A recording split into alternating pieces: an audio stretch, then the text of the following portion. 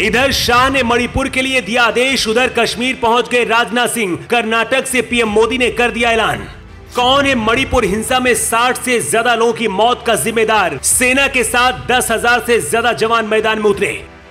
क्या मणिपुर को सिर्फ अब राष्ट्रपति शासन ही बचा सकता है? देखते ही गोली मारने का आदेश क्यों जारी करना पड़ा? मणिपुर में जो हो रहा है क्या सब कुछ पहले से ही तय था? इधर जब कर्नाटक में पीएम मोदी रैलियां कर रहे हैं, उधर मणिपुर सुलगने लगा। हालात इतने बेकाबू हो गए कि सेना को उतारना पड़ गया। मणिपुर छोड़कर लोग असम और आसपास के राज्यों में पलायन करने को मजबूर हैं। हालात संभालने के लिए भारत की सेना के साथ 10,000 से ज्यादा जवान मणिपुर की सड़कों पर उतर गए हैं। आसमान में ड्रोन और सेना के हेलीकॉप्टर हैं और जमीन में कमांडो और खुफिया एजेंसी अलर्ट हैं। अब तक करीब 60 से ज्यादा लोगों की मौत हो चुकी है। गृह मंत्री अमित शाह ने अब खुद मोर्चा संभाल लिया है और मणिपुर के मुख्यमंत्री एन बीरेन सिंह से फोन पर बात करते हुए आदेश दे दिया है कि अब आगे क्या करना है। लेकिन अचानक से मणिपुर कैसे सुलगने लगा, सबसे पहले इसकी पूरी कहानी आपके लिए जानना बहुत जरूरी है। इसके बाद आपको बताएंगे कि आखिर इसके लिए जिम्मेदार कौन है और मोदी शाह क्या करने वाले हैं। मणिपुर की लगभग 38 लाख की आबादी में से आधे से ज्यादा मैतेई हिंदू समुदाय के लोग हैं।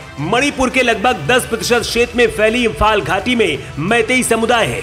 हाल ही में मणिपुर हाईकोर्ट ने राज्य सरकार को मैतेई समुदाय को अनुसूचित जाति यानी कि एसटी में शामिल करने को लेकर आदेश दिया था। मैतेई समुदाय के लोगों का कहना है कि 1949 से पहले उन्हें रियासत काल में जनजाति का दर्जा प्राप्त था। पिछले 70 साल में मैतेई आबादी 62% से घटकर लगभग 50% के आसपास आ गई है। अपनी सांस्कृतिक पहचान के लिए मैतेई समुदाय आरक्षण की मांग कर रहा है, लेकिन मणिपुर की ही नागा और कुकी जनजाति मैतेई समुदाय को आरक्षण देने के विरोध में है। मणिपुर के 90% क्षेत्र में रहने वाले नागा और कुकी राज्य की आबादी का 34% है। नागा और कुकी ईसाई धर्म को मानते हैं। इनका कहना है कि राज्य की 60 में से 40 विधानसभा सीट पहले से ही मैतेई बाहुल इंफाल घाटी में। राजनीतिक रूप से मैतेई समुदाय का पहले से ही मणिपुर में दबदबा है। नागा और कुकी जनजातियों को लगता है कि एसटी वर्ग में मैतेई को आरक्षण मिलने के बाद उनके अधिकार कम हो जाएंगे। इस वक्त के कानून के मुताबिक मैतेई समुदाय को राज्य के पहाड़ी इलाकों में बसने की इजाजत नहीं है।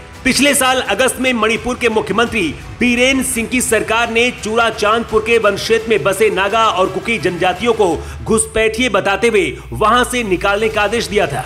इसकी वजह से भी नागा और कुकी नाराज चल रहे हैं। मैतेई जहां हिंदू धर्म को मानते हैं तो वहीं एसटी समाज के अधिकांश नागा और कुकी ईसाई धर्म को मानते हैं। मणिपुर में all India tribal student union ने बुधवार को एक मार्च बुलाया था। इसी दौरान दोनों पक्ष में झड़प हो गई। इसके बाद हालात बिगड़ते गए और मणिपुर सुलगने लगा। मणिपुर में मोबाइल इंटरनेट बंद कर दिया गया है। दंगाइयों को देखते ही गोली मारने का आदेश दिया गया है। इसके साथ ही मणिपुर जाने वाली ट्रेनों पर भी रोक लगा दी गई है। सेना के मुताबिक अब तक राज्य में 11,000 से ज्यादा लोगों को राहत कैंपों में शिफ्ट किया जा चुका है।